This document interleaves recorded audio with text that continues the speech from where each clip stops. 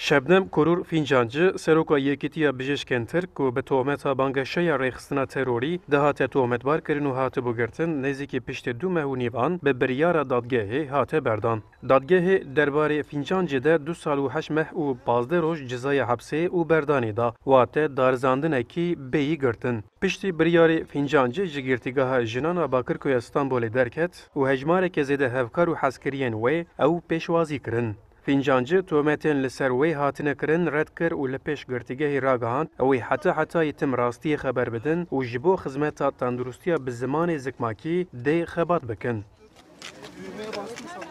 Bir kanalın yayın politikasının suç olarak tanımlanması ve sonra da o suçun bana atılması akıl alır gibi değil.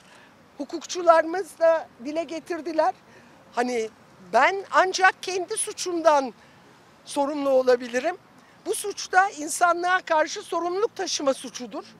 Başından beri sağlıklı kılma suçudur bütün toplumları. Sonuç olarak biliyoruz. Bizim burada Merkez Konseyimizin daha önce Fincancı li ser banga girtina Yekîtiya Bijîşkên Tirk ku ji hêla Serokê MHP ve hatibû kirin got, hêza wan ji bo wê têrî nake. Türk Tabipleri Birliği'nin kapatılma tehditlerine gelince bu o kadar kolay değil arkadaşlar. Bugün duruşmada da gördünüz, Dünya Tabipler Birliği'nin, Avrupa Daimi Hekimler Komitesi'nin temsilcileri, uluslararası alandan pek çok meslektaşımız buradaydı. Ve bir ülkenin tabip yani meslek örgütünü, hekim örgütünü Beriya destpêka dozê gelek nûnerên saziyên bijîşkiyên navdewletî û mafnas û parlamenterên ji partiyên opozisyona Tirkiyê ji bo piştgiriya Fincancı li hev kombûn.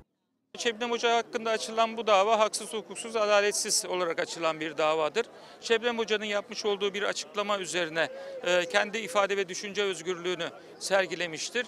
Hakkında yapılan suçlama aslında bir gözaltı dahi alınmasını gerektirecek bir durum değil iken 2,5 aydır tutuklu olarak yargılanmaktadır ve bugün sonucu hep birlikte göreceğiz. Belki bugün karar duruşması. Fincancı li ser operasyona Tirkiye li dijî PKK li başûrê Kurdistanê pêkanî bû ragihand, li ser hin dîmenan egera nîşaneya bikaranîna çekên kimyewî heye. Li ser van gotinan Fincancı bi bangeşeya rêxistina terorî par 27 cotmehê hatibû girtin.